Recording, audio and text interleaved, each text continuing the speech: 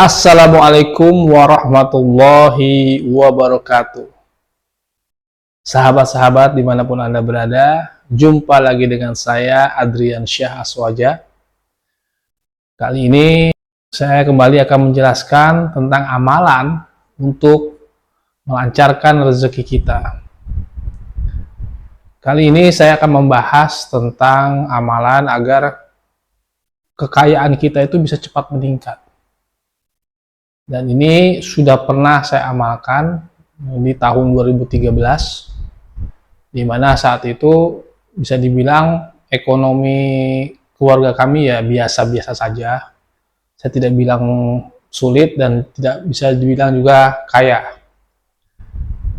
Ya, kami hanya punya motor, keluarga kami hanya punya motor 2, dan itu motor keluaran tahun 70-an dan 80-an ya.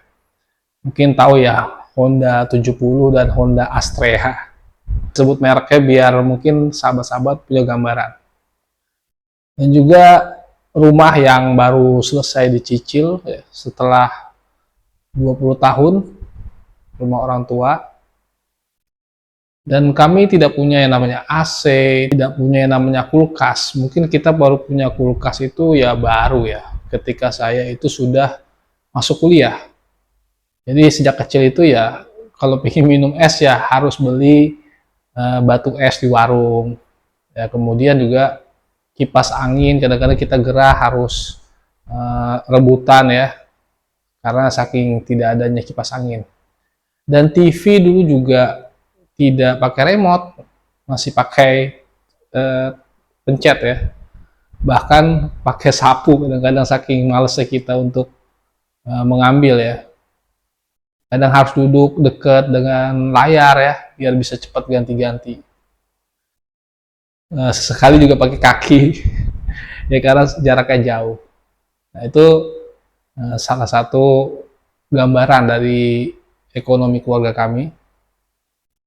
Dan masalah kuliah juga, kita tujuannya ingin masuk negeri semua. Alhamdulillah masuk negeri, dan 1 orang masuk swasta. Kenapa? Negeri itu murah. Dan yang swastanya juga waktu itu juga masih murah ya. Karena kampusnya juga belum sebesar sekarang. Artinya memang tujuan kita masuk negeri agar bisa sekolah yang bisa dibilang biayanya murah. Jadi SD, SMP, SMA. Sampai kuliah. Itu di universitas negeri. Kalau swasta itu bisa dibilang mahal. Jadi dengan anak yang 3 orang, agak sulit untuk membiayai semuanya.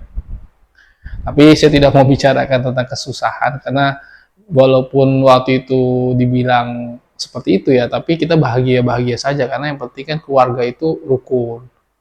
Keluarga itu yang penting kebersamaan. Jadi kebahagiaan itu tidak bisa dihitung dengan yang namanya harta ya. Bisa juga kebahagiaan.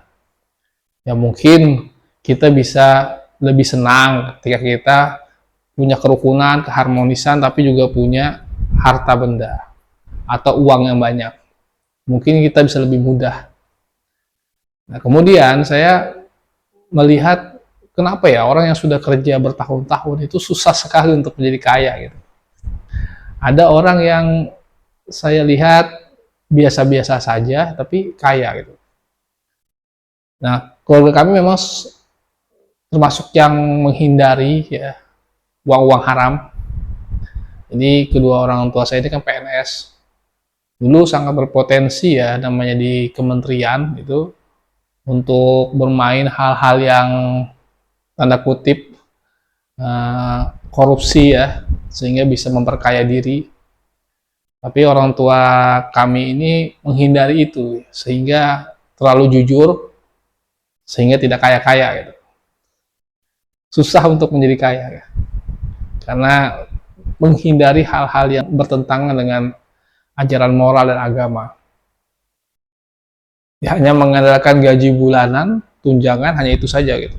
Mungkin ditambah dengan dinas-dinas keluar kota ada bonus. Hanya mengandalkan itu, jadi tidak main-main proyek-proyek pemerintah. Menghindari untuk markup anggaran itu benar-benar dihindari. Ya hasilnya tidak bisa beli rumah besar, tidak bisa beli tanah ya. Walaupun ada yang melakukan itu ya kaya ya, bisa saat itu bisa mungkin sebulan itu bisa 30 juta. Tapi ini hanya mengandalkan gaji. Ya, hasil alhamdulillah lebih sehat ya, hidup lebih sehat, lebih tenang, dijauhkan dari yang namanya bala ya. Baik sahabat-sahabat dimanapun Anda berada, singkat cerita saya punya ketakutan dengan yang namanya kekayaan. Karena dianggapnya orang yang kaya raya itu yaitu jalurnya seperti itu. Markup, ya kan, memasukkan kwitansi, menjegal kawannya satu kantor, memfitnah teman satu kantornya yang dianggap saingannya ya. Jadi saya melihat bahwa orang kaya itu ya pasti caranya tidak benar. Sehingga membuat saya tuh takut dengan yang namanya kekayaan. Dan pokoknya pikiran saya tentang uang yang banyak itu pasti hal-hal yang buruk. Pasti ujungnya kalau tidak korupsi, menjegal satu sama lain. Nah, itulah yang saya hindari dulu dengan kekayaan. Jadi saya hanya ingin hidup ya sekedar bahagia, harmonis, tanpa kekayaan. Kemudian saya banyak membaca buku-buku tasawuf, bukunya Imam Al-Ghazali, ya, dan lain-lainnya. Dan saya menghindari yang namanya kemegahan, kemewahan. Saya menghindari yang namanya cita-cita, hayalan-hayalan tingkat tinggi ya. Angan-angan untuk menjadi kaya itu sudah saya hilangkan di diri saya pada saat itu. Nah, singkat cerita saya bertemu dengan seorang guru spiritual ya. Guru spiritual saya ini, beliau perempuan ya, ibu-ibu umur sekitar 86 tahun dan orang yang sangat zuhud. Tapi yang saya lihat rumahnya itu sederhana. Ya bisa dibilang begitu. Hidupnya juga sangat sederhana. Tapi anak-anaknya sampai cucu-cucunya itu semuanya sukses. Orang kaya semua. Menantunya itu orang kaya, pengusaha. Anaknya bekerja di pemerintahan. Lalu ada yang guru, PNS, punya yayasan juga, punya travel umroh. Ada yang sebagai perawat ya. Semuanya karirnya sukses. Dan rata-rata semuanya S2, minimal S2. Jadi tidak ada yang hanya S1. Ada yang doktor juga ada. Lalu saya bertanya, ini kenapa? Saya manggilnya Umi ya. Umi ini kok bisa seluruh keluarganya, anak-anak itu sukses. Kaya-kaya gitu. Apa nih rahasianya itu? Nah, ada rahasianya, itu ada sebuah amalan. Nah, saya waktu itu mau nggak amalannya? Saya bilang, karena saya takut ya dengan nama kekayaan, saya bilang nggak usah lah. Saya jadi orang biasa saja, saya jadi sufi lah. Tapi beliau mengatakan tidak boleh. Kamu masih muda, harus kaya. Harus punya minimal tuh aset. Keturunannya itu semuanya juga minimal punya pendidikan yang bagus. Nah, setelah itu udah tua, nanti barulah kamu bisa jadi sufi. Yang penting ekonomi kamu benar dulu, kata guru saya ini. Kemudian saya tanya nih, kalau begitu apa amalannya Mi? Boleh nggak saya minta? Akhirnya beliau mengijazahkannya kepada saya, dan saya juga boleh mengijazahkan pada penonton. Yang pertama, saya dianjurkan untuk bangun jam 12 malam. Tidurnya bebas, mau jam 8, mau jam 7, tapi jam 12 malam itu harus sudah bangun. Dan itu saya melakukan itu sampai awalnya saya hanya ingin 40 hari, tapi ketagihan ya. Itu sampai tembus 1 tahun lah. Jadi saya bangun jam 12 malam. Walaupun saya tidur jam 10, pokoknya jam 12 saya bunyikan alarm ya, saya bunyikan alarm, pokoknya saya harus bangun. Bangun jam 12 malam, lalu saya mandi. Di jam 000 saya langsung kamar mandi, saya mandi, ya pokoknya mandi bersih lah. Lalu saya pakai baju yang bagus, juga pakai wangi-wangian. Setelah saya mandi, saya tidak langsung sholat, tapi saya duduk dulu. Saya duduk, saya membaca tawasul, yaitu tawasul yang pertama kepada Nabi Muhammad SAW. Saya baca illa hadrati Nabi Mustafa Muhammadin Sallallahu Alaihi Wasallam Al-Fatihah. Baca satu kali, lalu kirim lagi Al-Fatihah ke 4 sahabat. Ya, illa hadrati Sayyidina Abu Bakar wa Umar wa Utsman wa Sayyidina Ali bin Abi Thalib Al-Fatihah. Itu dibaca satu kali. Dan yang ketiga, mengirim Al-Fatihah ke Syekh Abdul Qadir Jailani. Illa hadrati wali kutub Rabbani Sayyidi Syekh Abdul Qadir Jailani Al-Fatihah. Dan berikutnya kirim Al-Fatihah ke ibu bapak kita. Di summa illa ruhi, sebutin nama bapaknya, Al-Fatihah. Summa illa ruhi, sebutkan nama ibu kita, Al-Fatihah. Nah, setelah mengirim Al-Fatihah pada ibu bapak, lanjut kirim Al-Fatihah untuk diri sendiri. Dia bilang summa illa ruhi, sebut nama kita. Binnya juga. Bin siapa? Al-Fatihah. Setelah itu, sahabat-sahabat baru berdiri. Yang pertama, sholat sunnah hajat 2 rakaat. Nah, rakaat pertama ya, itu baca surah Al-Ikhlas. Nah, rakaat kedua membaca Iza ja'a nasrullahi wal fath dan seterusnya. Setelah sholat hajat, bangun lagi sholat tahajud. Sama juga suratnya.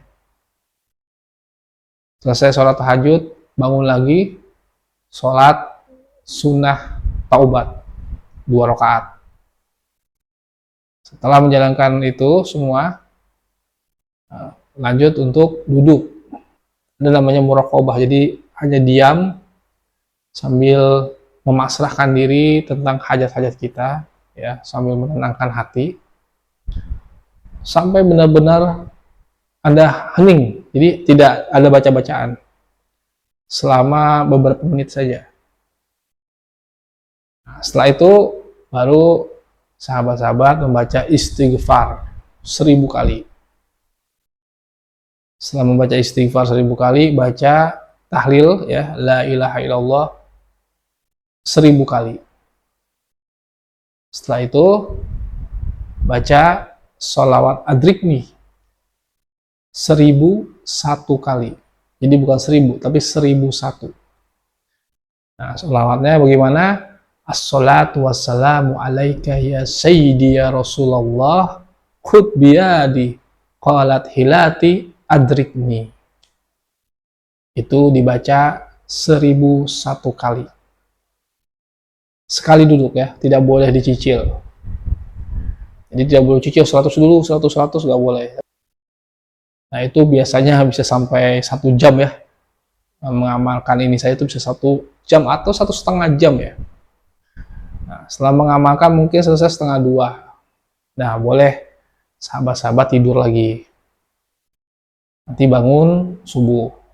Lakukan itu selama 40 hari berturut-turut. Tapi kalau saya pribadi menjalankannya lebih dari 40 hari, tapi 1 tahun. Nah, alhamdulillah setelah itu kakak saya, ya, itu yang tadinya kerjanya di tempat swasta, ya, di perusahaan swasta yang gajinya cuman 700.000 per bulan, ya, kemudian harus resign karena nggak kuat, karena harus pulang malam. Memang banyak bonus-bonusnya, ya. Ada bonus kalau lembur, tapi ibu saya bilang pulanglah, anak perempuan kan, karena harus agak bahaya tengah malam itu, rawan kan. Akhirnya resign, ya buka usaha lah, buka kios kecil-kecilan di rumah sambil cari kerjaan. Nah, berjalan 1 tahun saya tirakat itu, tiba-tiba ada yang bilang ada buka lowongan salah satu BUMN. Beliau daftar di situ, kakak saya daftar di situ, dan alhamdulillah keterima. Ya memang awalnya masih honor, ya, honor. dan dalam waktu 3 tahun jadi pegawai tetap, gajinya besar gitu. Nah kemudian juga meningkat, saya bisa S2, entah ada uang dari mana gitu, saya bisa lanjut umroh ya, dan pokoknya uang saya ada terus. Ya. Saya kan orangnya tidak pernah melamar kerja ya, pernah sih melamar teman memang tidak ada yang keterima gitu, gagal terus gitu. Ya kemudian saya dapat pekerjaan ya semuanya tanpa melamar, jadi memang benar-benar yarzuqu min haitsu la yahtasib, jadi benar-benar rezeki dari arah yang tidak diduga-duga. Alhamdulillah berjalan, penghasilan banyak, bisa nabung, ya, bisa S2, bisa umroh, ya, bisa, ya ini mau umroh lagi nih rencana, nanti doain aja, rencana mau umroh juga. Ya bisa sewa kantor yang harganya mungkin pernah saya ceritakan ya di konten sebelumnya. 3 kali saya bisa sewa kantor di daerah Jaksel ya, yang tahu sendiri. Per tahunnya itu bisa 250 juta ya. Ya, alhamdulillah saya bisa dapat kantor-kantor seperti itu, bisa gaji 4 karyawan, belum banyak saya. 4 karyawan yang tadinya saya pusing ini gimana cara gajinya, tapi saya selalu positive thinking ya. Ya alhamdulillah bisa digaji. Sekarang karyawan saya sudah keluar, yang waktu dulu sama-sama saya, alhamdulillah sudah dapat kerjaan di tempat yang lebih bagus, gajinya juga sudah lumayan, ada yang kuliah di luar negeri juga. Mereka ikut saya waktu baru lulus, jadi lulus tidak ada kerjaan ya, jadi ikut saya. Ya alhamdulillah bisa menggaji karyawan gitu. Dan itu salah satu pengalaman menurut saya yang luar biasa bertahun-tahun. Nah akhirnya sekarang rumah sudah mulai seperti ini, yang dulunya pasti pakai kipas angin, sekarang sudah pakai AC seluruh kamarnya, TV-nya semua yang dulunya masih pencet-pencet pakai tangan, ini harus sudah pakai LCD ya, TV LCD, sudah pakai remote semua, sudah ada Netflix, dan mobil sekarang ada 2, sudah ada 2 mobil, motor ada 4 ya, motor ada 4, dan mereknya juga bagus, bukan motor-motor yang murah ya, tapi motor-motor yang harganya 30 jutaan lah. Ya alhamdulillah semuanya berkah dari riadoh itu selama 1 tahun. Itu ternyata yang membedakan kita kalau hanya mengandalkan ikhtiar yang sifatnya jasmani ya, tanpa kita, kalau kita menyampingkan ikhtiar yang batiniah ini pasti berat gitu. Tapi kalau kita sambil riadoh itu lebih mudah, walaupun gaji kita kecil tapi rezeki bisa datang dari segala arah. Ya begitu saja. Oh ya sekali lagi, berdasarkan pengalaman saya ya, ketika kita mengamalkan ini jangan berpikir sumbernya. Kok jangan, maksudnya jangan mendikte Allah. Mendikte Allah misalnya gini, kita punya harapan bekerja di sini, bisa jadi nggak berhasil gitu. Contohnya misalnya saya pengen kerja ini bidangnya, tapi sampai sekarang tidak terkabul. Dan saya bekerja di tempat lain yang alhamdulillah saya syukuri, dan saya bisa mendapat penghasilan yang lebih besar daripada kalau saya kerja di tempat yang saya harapkan ini. Begitu juga kakak-kakak saya ya, walaupun beliau ini cita-citanya tuh pengen kerja di bank ya, tapi tidak kesampaian, tiap melamar kalah, tidak pernah lolos ya. Akhirnya sama Allah dikasih di BUMN yang gajinya lebih besar ya. Ada lagi yang cita-citanya ingin jadi guru yang honorer, pengen diangkat jadi PNS, tapi kok nggak diangkat-angkat. Tiba-tiba resign jadi guru dan sekarang jadi pemegang perusahaan, ya, salah satu manajer perusahaan, dan gajinya besar juga. Jadi jangan kita mendikte Allah hasilnya apa gitu. Kadang-kadang memang sesuatu yang kita harapkan ini tidak kesampaian tapi dikasih lebih besar. Ibarat kata kita cuma minta gaji 3 juta, tapi sama Allah itu dikasih 5 juta, 6 juta, atau 10 juta ya. Ya, seperti itu. Jadi kita jangan mendikte. Jangan menjadi Tuhan juga gitu. Ngatur-ngatur Allah, jangan. Pokoknya kita amalkan saja, minta yang terbaik ya. Rabbana atina fid dunya hasanah wa fil akhirati hasanah wa qina azabannar. Insya Allah ntar hasilnya pasti yang terbaik buat kita. Mungkin itu saja sahabat-sahabat. Sekian dari saya, selamat mengamalkan. Assalamualaikum warahmatullahi wabarakatuh.